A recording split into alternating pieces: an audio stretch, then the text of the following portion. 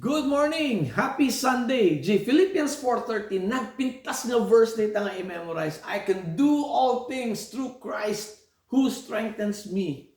Ato ti application ito ti biyag. No, dati kas lang a project nga kahit mga irugi, especially no spiritual project, it's where you draw courage. Okay? I can do all things to Christ. No, na-nervous ka who strengthens me. Okay? No, damat ti panagdadaanan tayo nga rigat ti biyag. Nung narigat ti biyag, isumuti pangalam ti pigsa nga bali, I can do all things through Christ who strengthens me. Nagpita sa nga verse. Applicable data, no problem. Nung niya nga talaga tikat nga ibaga ni Paul ay dito yung ti konteksto na dito nga verse. Dito ti pagsasalitaan ti tatangal daw. But before we go there, and pray tayo pa. Heavenly Father, we thank you for your word that enlightens us, encourages us, and Lord, may it push us to action. In Jesus' name we pray. Amen. Ni Paul, okay, in sulat na dito, Philippians chapter 4, tap numawatan tayo yung top chapter 4 verse 13, basaan tayo di verses before that, tap numawatan tayo. Kunana, verse 10, I rejoice greatly in the Lord that at last you have renewed your concern for me. Indeed, you have been concerned, but you had no opportunity to show it. I'm not saying this because I am in need, for I have learned to be content whatever the circumstances. I know what it is to be in need, and I know what it is to have plenty. I have learned the secret of being content in any and every situation, whether well-fed or hungry, whether living in plenty or in want. I can do everything through Him who gives me strength.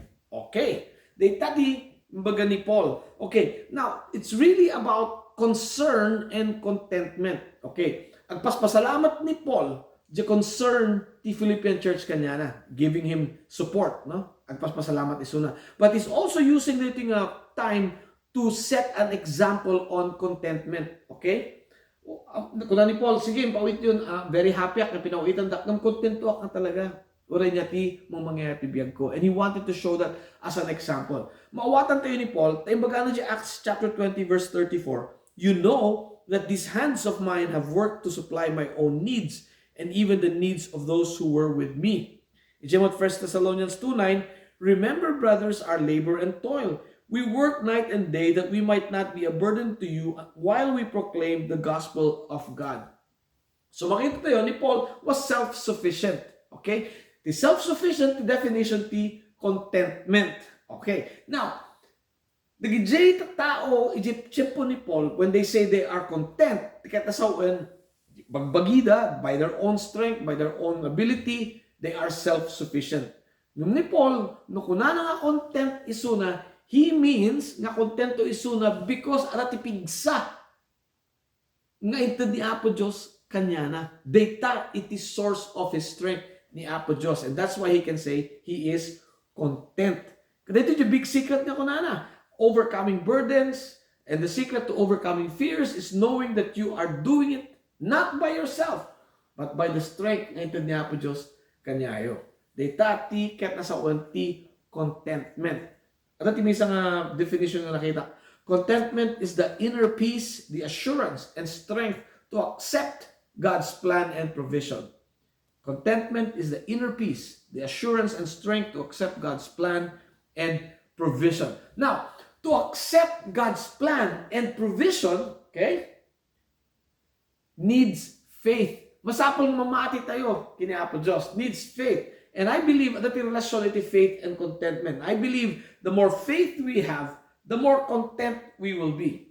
Okay? And so, the question, kasano tayo nga increase nga ron faith tayo? Tapno humatumot ti contentment level tayo. Well, I have 4 suggestions. Number 1, we immerse ourselves in God's Word. Hantay nga mabalin nga grow in our faith. Nuhaan nga agapot ti sarita ti Diyos. Apay, dito'y sarita ti Diyos, ti pagapuan na ti knowledge tayo, ti amu tayo about God, about God's plan, His provision, His love, His justice, His mercy, who He is. And the more we know about God, you know what's happening to us? The more nga makita tayo no kasano tayo kabasit. Makita tayo no kasano kadakkel ti Diyos. And nung makita tayo no kasano kadakkel ti Diyos, we have this tendency nga ag-submit, tadaktakkel iso. And the more we submit to God's will, the more we have faith. The more we have faith, the more content we will be. Okay? Second, improve our spiritual discipline. Yet spiritual discipline. Okay, Bible is the key, but prayer, meditation, and action. Kailangan nga pagkukuyugan tayo ito, our study of God's Word, prayer, meditation, and action. No, awan ti action, awan na, dito lang ti papanan na. Kailangan, di prayer gamin, constant communication dito. Sanay tayo nga, dumawat lang kina Apo Diyos. Nung sarita mat ni Apo Diyos through His Word and meditation, di tatay mo kadundugan ni Apo Diyos, so meditate tayo, pray tayo constantly throughout the day. Agsagsagan tayo, piano tayo, drive tayo. Dapat constant communication tayo kini Apo Diyos. And then, nung makita tayo di will ni Apo Diyos, kailangan action. Kailangan aramidan tayo di paparamid ni Apo Diyos. Tanuhan tayo aramidan di paparamid ni Apo Diyos, haan naging Christian faith tayo. Naging Chris lang tayo, amu tayo, yung naging Christian faith. Kailangan ag-act tayo. The more we act, the higher our faith. The higher our faith, the higher our contentment. Number 3, be transformed and not be conformed. Okay? May isang favorite verse ko to tell me where I am in this world is Romans 12:2.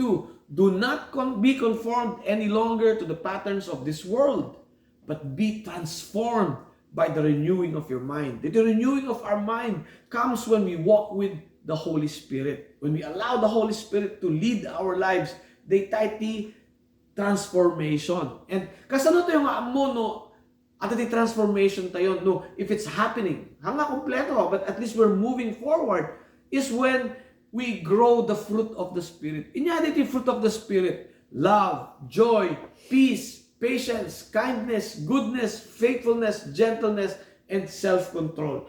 No, Jay, kita nga, banag makita mo ngayon nga, mululi mo ti love mo, mululi ti gentleness mo, mululi ti faithfulness mo, generosity, goodness mo, mululi. You know that you are being transformed by the renewing of your mind. And the more you do that, the more faith you have, the more contentment you will have as well. Okay, number 4, stepping out in faith. Okay, stepping out in faith. Datayo kat kakit tayo nga comfort zone. Sanay tayo nga happy ako dito yan, natitibasit nga lubong kon, happy akon. But God does not want us to do that. God wants us to step out of our comfort zone. Okay? Tapno ma-experience tayo di faith. Tapno very comfortable ka, mo nga ma-experience di faith. Kailangan rumor ka, tapno makita, di aramidan niya po Diyos. Dapat ipaparamid niya po Diyos kanyayo. Is God calling you to do something for Him? Maybe He's calling you to surrender the biyagyo tatap. Kanya na. Maybe data. Or maybe He wants you to read and meditate on God's Word more, study God's Word more. Maybe He wants you to improve your spiritual disciplines of prayer, meditation, and action and obedience to God's Word. Maybe He wants you to be transformed by the renewing of your mind as you walk with the Holy Spirit.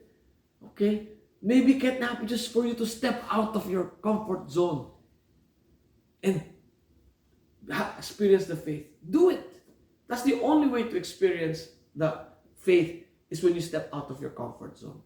Amayo, the spiritual journey tayo, nagrugi idin, suko tayo tibiyag tayo kini Jesus Christ.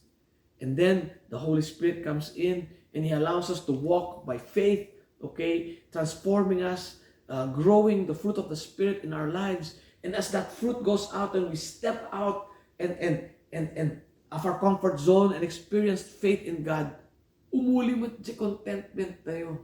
Then, like Paul, we can declare, I can do all things through Christ who strengthens me. Hallelujah. Let's pray. Heavenly Father, thank you matintid yung tiyempong adalon mi ti sari tayo. We thank you, Lord, for enlightening us, encouraging us, and calling us to action. In Jesus' name we pray. Amen. Have a great week. God bless.